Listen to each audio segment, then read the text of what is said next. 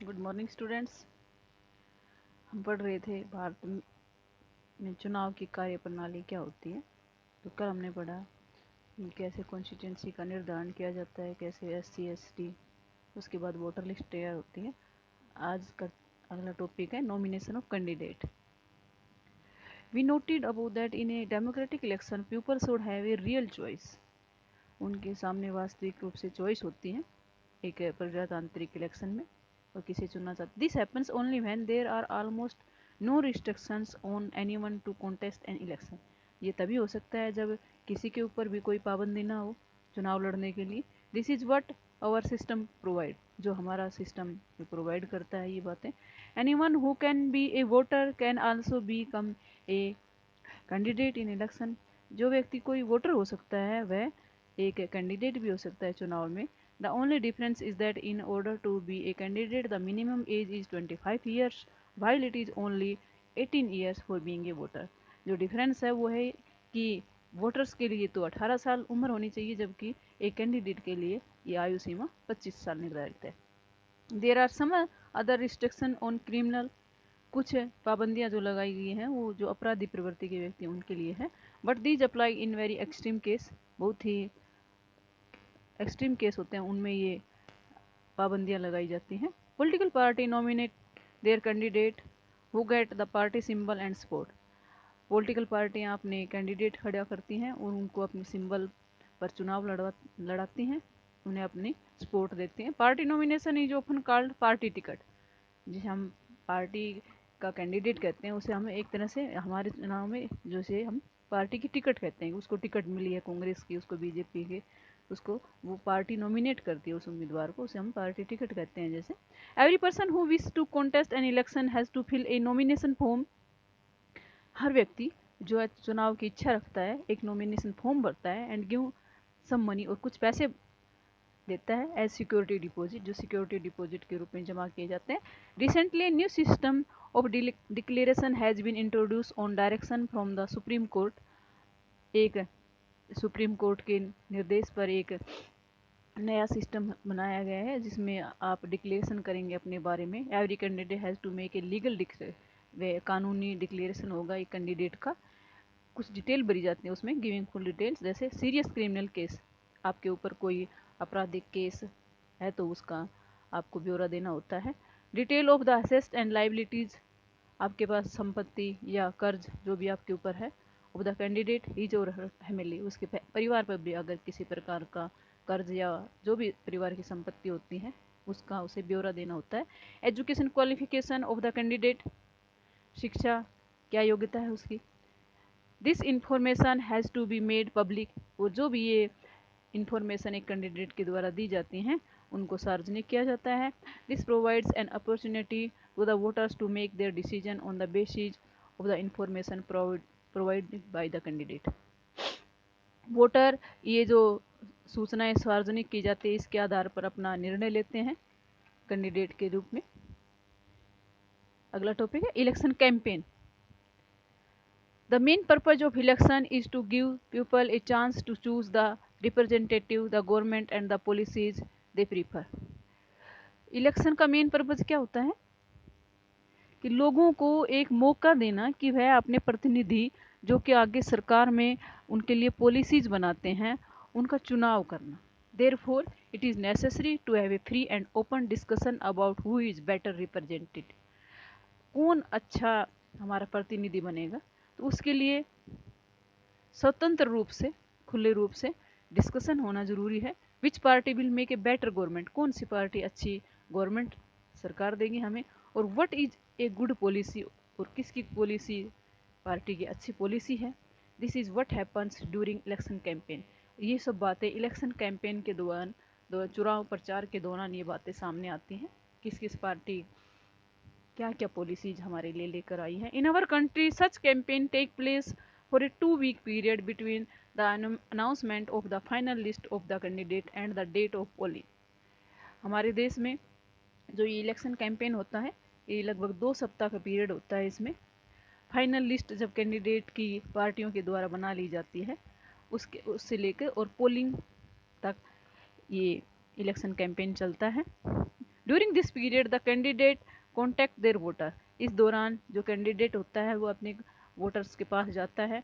Political leader address election meeting, राजनीतिक नेता होते हैं वो चुनावी सभाएं करते हैं। And political parties mobilise their supporters, और पॉलिटिकल पार्टियां हैं वो अपने वर्क जो उसके सपोर्टर होते हैं उनको इकट्ठे करते हैं। This is also the period when newspaper and television news are full of election related stories and debates, और यह वह समय होता है जब अखबारों में और टीवी पर इलेक्शन से संबंधित डिबेट और स्टोरीज चलती रहती हैं। But election campaign is not limited to these 2 weeks only, election campaign इन 2 सप्ताहों में ही सीमित नहीं होता। Political party start preparing for election month before they actually take place, political पार्टियां होती हैं वह इलेक्शन कैंपेन कई महीनों पहले स्टार्ट कर लेती हैं।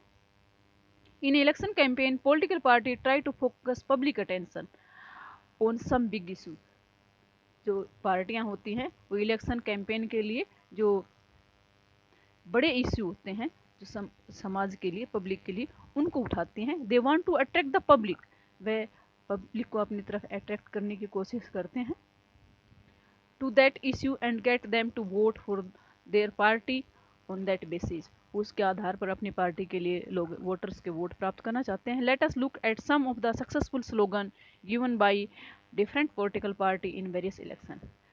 हर पॉलिटिकल पार्टी हर इलेक्शन के लिए कोई कैंपेन अपना चलाती है, उसके लिए कोई स्लोगन देती है। जैसे कि the Congress party led by Indira Gandhi gave the slogan of गरीबी हटाओ, कांग्रेस पार्टी द्वारा जब इंदिरा गांधी के नेतृत्व में चुनाव लड़ा गया तो उन्होंने नारा दिया था गरीबी हटाओ इन लोकसभा इलेक्शन इन 1971, 1971 के लोकसभा चुनाव में दिया गया थे नारा कि गरीबी हटाओ। The party promise to reorient all the policies of the government to remove poverty from the country, party ने कहा था कि वह सभी जो भी योजनाएं चल रही हैं सभी का पुनर्मूल्यांकन करेगी ताकि देश से गरीबी को हटाया जा सके। Save democracy was the slogan given by Janata Party in the next Lok Sabha election held in 1977.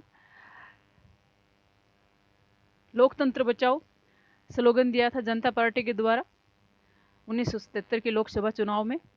The party promise to undo the excess, party ने प्रोमिस किया कि वह जो ज्यादतियां हुई थी उनको समाप्त करेगी। कमिटेड ड्यूरिंग इमरजेंसी के दौरान उनके साथ एंड रिस्टोर सिविल लिबर्टीज, और नागरिक अधिकारों को रक्षा करेगी। Left Front use the slogan of land to the tiller, Left ने नारा दिया था भूमि किसकी हो जो जोतता है उसकी।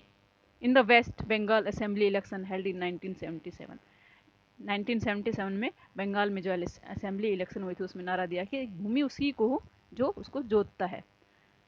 Protect the self respect of the Telugus, Telugu लोगों की जो सेल्फ रिस्पेक्ट है उसको रक्षा की जाए। Was the slogan use by NT Ramarao the leader of the Telugu Desam party in Andhra Pradesh assembly election in 1983, 1983 में एनटी रामाराव जो कि तेलुगु देशम पार्टी के लीडर थे उन्होंने नारा दिया था कि जो तेलुगुज हैं उनकी सेल्फ रिस्पेक्ट की रक्षा की जाए।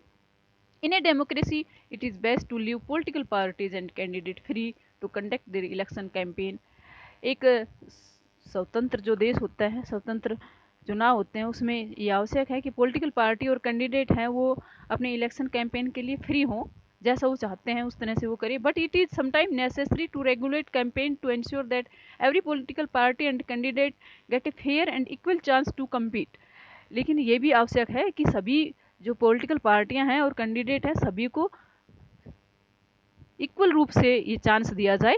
According to our election law, हमारे चुनावी कानून के अनुसार नो पार्टी और कैंडिडेट, कोई भी पार्टी और कैंडिडेट ब्राइब और थ्रेटन वोटर्स को डरा धमका नहीं सकते, उसे किसी प्रकार का प्रलोभन नहीं दे सकते। Appeal to them in the name of caste और रिलीजन, जाति और धर्म के आधार पर उनको वोट के लिए अपील नहीं कर सकते। Use government resources for election campaign, सरकारी संसाधनों का इलेक्शन कैंपेन के दौरान प्रयोग नहीं कर सकते। Spend more than Rs 25 lakh in A constituency for a Lok Sabha election और Rs 10 lakh in A constituency in an assembly election, पैसे खर्च करने की भी एक सीमा है। 25 लाख से ज़्यादा जो लोकसभा के इलेक्शन है उसके लिए और 10 लाख MLA के जो इलेक्शन होते हैं असेंबली इलेक्शन उसके लिए निर्धारित हैं। इफ दे डू सो, अगर वो ऐसा करते हैं, their election can be rejected by the court even after they have been declared elected. अगर वो ये सब बातें करते हैं, इन बातों का पालन नहीं करते हैं, तो उनका जो इलेक्शन है वो रिजेक्ट कर दिया जाता है कोर्ट के द्वारा, अगर वो जीत जाते हैं तब भी। In addition to the law, all the political party in our country have agreed to a model code of conduct. हमारी सभी जो पॉलिटिकल पार्टियां हैं वह इस कोड ऑफ कंडक्ट पर सहमत हैं। For election campaign according to this, no party or candidate can use any place of worship for election propaganda. अपने चुनावी प्रचार के लिए कोई भी पार्टी और कैंडिडेट जो पूजा के स्थल है उनका उपयोग नहीं करेगा। यूज गवर्नमेंट व्हीकल, सरकारी साधनों का, aircraft and officials for election. Aircraft और सरकारी जो अधिकारी हैं उनका इलेक्शन कैंपेन के दौरान यूज नहीं करेगा।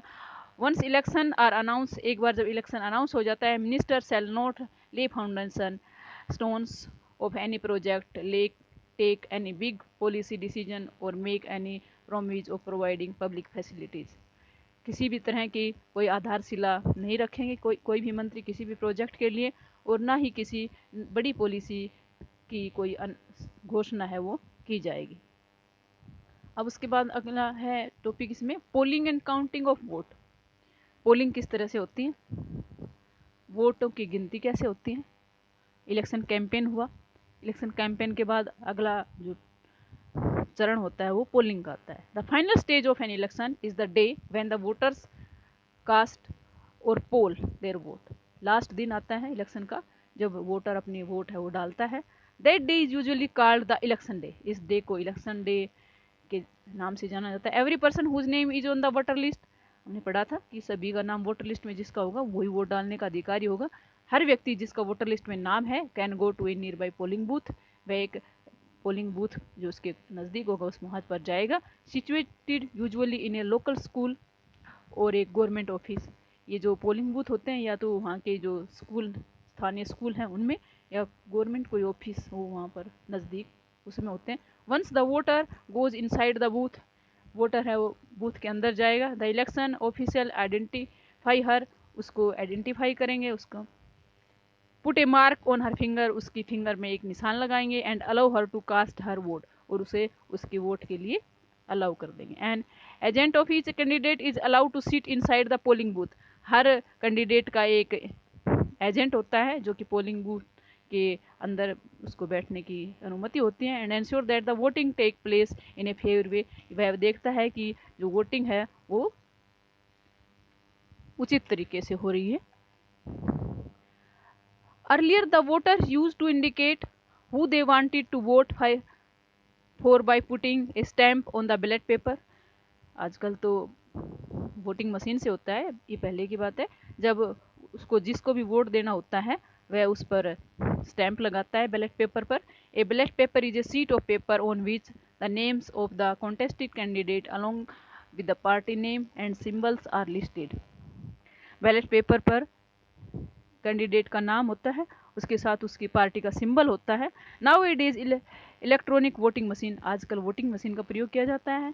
EVM are use to record vote, जिस पर वोट का रिकॉर्ड होता है। The machine shows the name of the candidate and the party symbol, machine पर कैंडिडेट का नाम और उसका पार्टी का सिंबल होता है। Independent candidate who have their own symbol, जो स्वतंत्र रूप से उम्मीदवार खड़े होते हैं उनका अपना सिंबल होता है। To have their own symbol allotted by election official, जो चुनाव अधिकारी होते हैं उनके द्वारा उनको सिंबल प्रदान किए जाते हैं। At the voter has to do is to press the button against the name of the candidate she wants to give her vote.